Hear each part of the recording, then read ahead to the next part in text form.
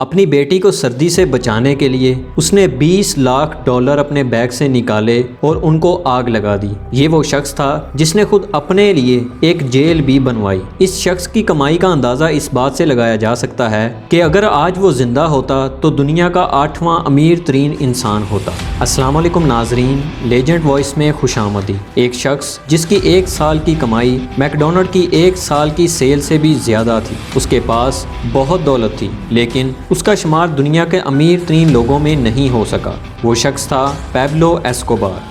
دوستو، انسان برے کاموں سے کتنا بھی پیسہ کما لے لیکن اس کا انجام ہمیشہ برا ہی ہوگا۔ پیبلو کو آج دنیا سب سے خطرناک اور امیر ترین مجرم کے نام سے تو جانتی ہی ہے، لیکن ساتھ ہی ساتھ اسے دنیا کا خطرناک ترین گینگسٹر بھی مانتی ہے، اور کچھ لوگ اس سے بہت زیادہ محبت بھی کرتے ہیں۔ کیوں؟ آئیے جانتے ہیں۔ پیبلو ایسکوبار کولمبیا میں 1949 میں ایک غریب گھر میں پیدا ہوا۔ اس کے والد ایک کسان اور والدہ ایک اسکول ٹیچر تھی۔ پیبلو کو پڑھائی کا بالکل بھی شوق نہیں تھا۔ اسے بچپن سے ہی چوری کرنے کی عادت بھی لگ گئی اور اسے جرم کے راستے پر چلنے کا شوق بھی تھا۔ نقلی برانڈز کے سگریٹ سے لے کر نقلی لاٹری ٹکٹ تک یہ بہت کچھ بیچا کرتا تھا۔ 1970 تک پیبلو گاڑیاں چوری کرنے کا کام بھی شروع کر چکا تھا۔ اس کے ساتھ ساتھ وہ مختلف سمگلرز کے ساتھ بھی کام کرتا تھا۔ لوگوں کو اغوا کرنا اور ان کے گھر والوں سے پیسے مانگنا بھی اس کی جرائم کی لسٹ میں شامل تھا۔ اس کے بعد وہ نشہ آور چیزیں بھی بیچنا شروع ہو گیا۔ دوستو، 1970 کی شروعات میں کولمبیا کوکین کی بہت بڑی مارکیٹ بن چکا تھا۔ اس وقت کولمبیا میں کوکین خریدنا بہت آسان تھا۔ بہت سے لوگ سرعام یہ ڈرگ بیچا کرتے تھے اور ان میں ایک پیبلو ایسکوبار بھی تھا۔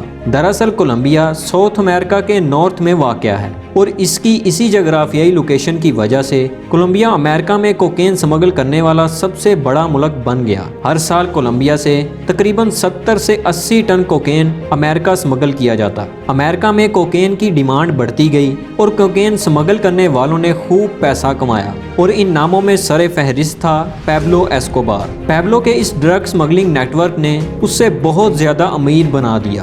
بے شک اس کی وجہ سے ان گنت زندگیاں تباہ ہوئی اور اس کا پیسہ غیر قانونی طریقے پر مبنی تھا، لیکن 1992 میں پیبلو ایسکوبار $30 بلین کا مالک تھا۔ برونائی کے سلطان کے بعد پیبلو دنیا کا دوسرا امیر ترین انسان تھا۔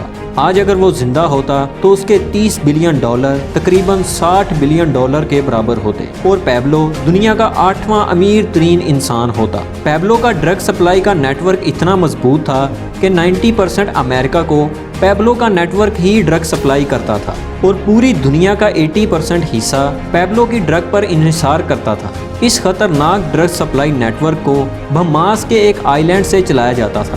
یہی پیبلو ایسکوبار کا ہیڈ کوارٹر بھی تھا۔ یہ جزیرہ امریکی ریاست فلوریڈا سے تقریباً 350 کلومیٹر دور تھا۔ اس جزیرے پر ایک ایئرپورٹ بھی بنا تھا جہاں پر کوکین ڈرگ سے بھرے جہاز ری فیولنگ کے بہانے لینڈ کرتے اور اسی دوران ان سے ڈرگز نکال کر چھوٹے جہازوں میں ڈال کر امریکہ بھیج دیے جاتے۔ یہ کام مہینے میں یا ہفتے میں 1-2 بار نہیں بلکہ دن میں 5 سے 6 مرتبہ ہوتا تھا۔ روزانہ امریکہ میں تقریباً 15,000 kg کوکین بیچا جاتا تھا، جو سال کا 5,40,000 kg بنتا ہے۔ جی ہاں، پورے سال میں پیبلو 5,40,000 kg کوکین صرف امریکہ میں بیچتا تھا۔ اس وقت امریکہ میں 1 kg کوکین کی قیمت $70,000 ہوتی تھی، جس کا مطلب پیبلو $378 بلین کی کوکین صرف امریکہ میں بیچتا تھا اور یہ پورے 16 سال تک چلتا رہا۔ تحقیقاتی اداروں کے مطابق جو کوکین پیبلو $70,000 فی kg سیل کرتا تھا، وہ پیبلو کو صرف $5,000 کی پڑتی تھی۔ پیبلو پائلٹس کو ایک فلائٹ کے $5 لاکھ دیتا تھا۔ اس کے علاوہ رشوت دینے کے بعد بھی ایسکوبار کو تقریباً $60 ملین ایک دن کے بچتے تھے، جو سال کے $22 بلین بنتے ہیں۔ یہ پیسہ کتنا زیادہ ہے اس کا اندازہ اس بات سے لگایا جا سکتا ہے کہ میکڈونلڈ نے سال 2019 میں $21 بلین کی سیل کی اور پیبلو کا 1980s میں ایک سال کا پروفٹ $22 بلین تھا۔ پیبلو نے اس جزیرے پر جہاں ہیڈ کوارٹر بنایا تھا وہیں اس کے ساتھ عالی شان گھر بھی بنایا تھا اور بہت بڑا ویئر ہاؤس بھی بنایا تھا اور اس کے ساتھ پیسے سٹور کرنے کے لیے مختلف جگہیں بنائی تھی۔ دراصل وہ پیسوں کو کیش کی صورت میں رکھتا تھا، تو اتنے پیسے ہونے کی وجہ سے انہیں گننا تو ممکن نہیں تھا، اس لیے انہیں تول کر ان کی گڈیاں بنائی جاتی۔ اور آپ کو ایک حیران کن بات بتاتا چلوں، ان گڈیوں کو بنانے کے لیے روزانہ $1000 کے ربڑ بینڈ لگتے تھے۔ جی ہاں، $1000 صرف ربڑ بینڈز کے لیے، اور وہ بھی صرف ایک دن کے، یعنی سال کے $3,65,000 صرف ربڑ بینڈ کے۔ آپ کو بتاتا چلوں کہ امریکی صدر جو بائیڈن کی ایک سال کی سیلری کے برابر پیبلو ایسکوبار کے پیسوں پر لگے ربڑ بینڈ جتنی ہے۔ پیبلو کے ان پیسوں کو جزیرے پر موجود مختلف جگہوں پر ڈرمز کے اندر سٹور کیا جاتا تھا، اور اس کے ساتھ ساتھ کولمبیا میں موجود جنگلات اور پہاڑوں میں انہیں زمین کھود کر دبا دیا جاتا تھا۔ لیکن یہ سٹور کیے ہوئے پیسوں کا ایک بڑا حصہ ہر سال برباد بھی ہو جاتا۔ کبھی پیسے پانی کی وجہ سے گل سڑ جاتے اور کبھی پیسوں کو چوہے کھا جاتے۔ دوستو، آپ کو بتاتا چلوں کہ ایک وہ وقت بھی تھا جب پیبلو سیاست میں شامل ہوا۔ جی ہاں، کولمبیا کی کانگریس کا ممبر بھی الیکٹ ہوا۔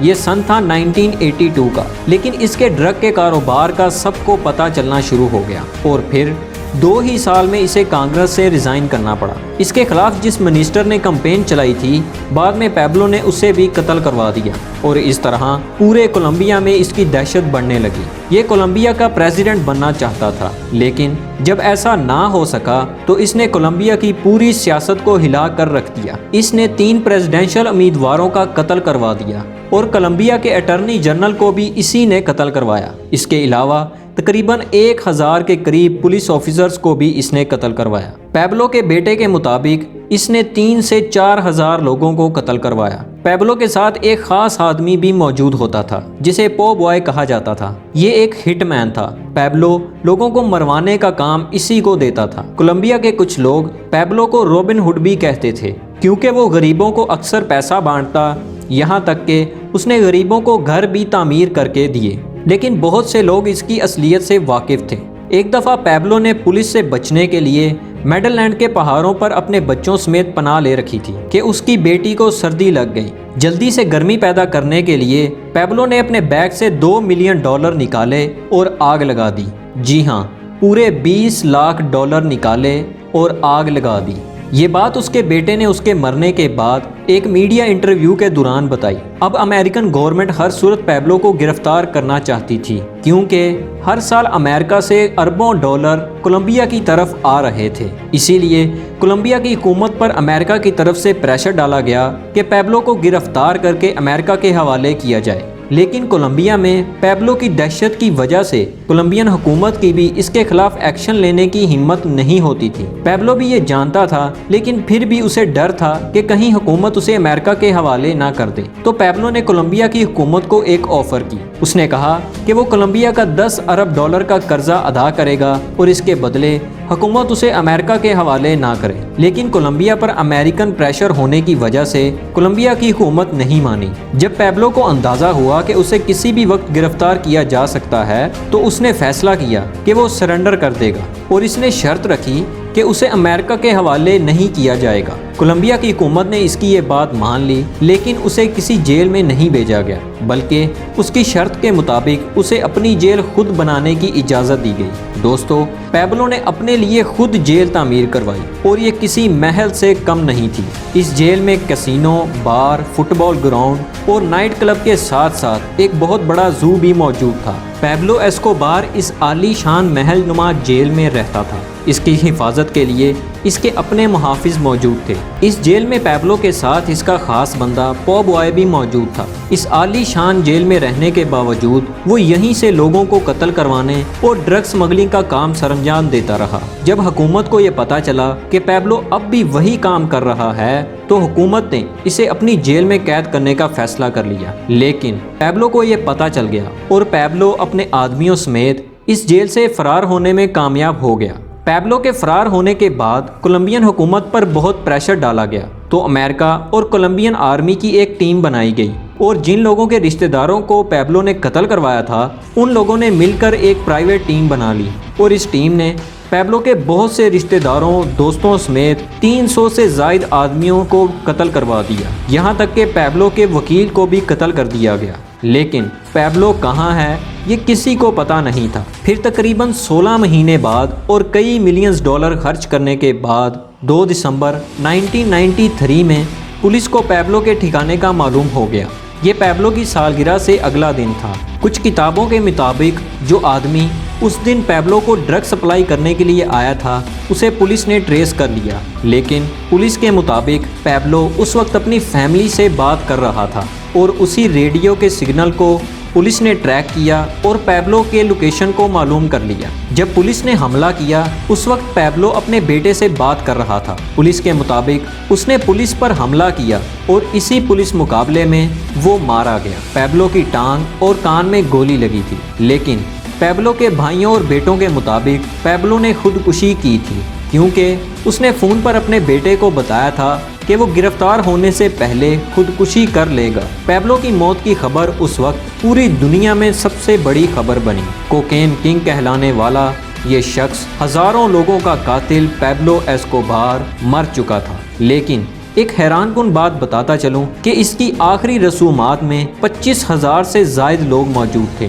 جی ہاں، یہ وہ غریب لوگ تھے جن کو پیبلو نے ہزاروں ڈالر دیے اور گھر بھی بنا کر دیے۔ وہ لوگ جو پیبلو کو رابن ہوڈ بلاتے تھے، آج بھی یہ لوگ پیبلو کو اچھے انسان کے طور پر یاد کرتے ہیں، لیکن کولمبیا کے زیادہ تر لوگ اس کے مرنے پر خوش تھے۔ اور ایک اور دلچسپ بات بتاتا چلوں کہ پیبلو کا خاص آدمی پو بوائے، جس نے پیبلو کے پکڑے جانے سے پہلے ہی سرنڈر کر دیا تھا، اسے 24 سال قید کی سزا ہوئی، کیونکہ کولمبیا میں سزائے موت کا قانون ہی موجود نہیں ہے۔ یہ شخص ابھی کچھ ہی سال پہلے رہا ہوا ہے اور یہ اب کولمبیا کے مسائل اور سیاست پر یوٹیوب پر ویڈیوز بناتا ہے اور اس کے کئی لاکھ سبسکرائبرز بھی موجود ہیں۔ پیبلو کی فیملی اس کے مرنے سے کچھ سال پہلے ہی جنوری میں سیاسی پناہ لے چکی تھی اور اب بھی یہ وہیں رہتے ہیں۔ امید ہے آپ کو لیجنڈ وائس کی یہ ویڈیو پسند آئی ہوگی اور آپ کی معلومات میں اضافے کا باعث بھی بنی ہوگی۔ ویڈیو کو لائک کریں اور دوستوں کے ساتھ شیئر کریں۔ چینل کو سبسکرائب ضرور کریں۔ ملیں گے ایک نئی ویڈیو کے ساتھ، تب تک کے لیے خدا حافظ۔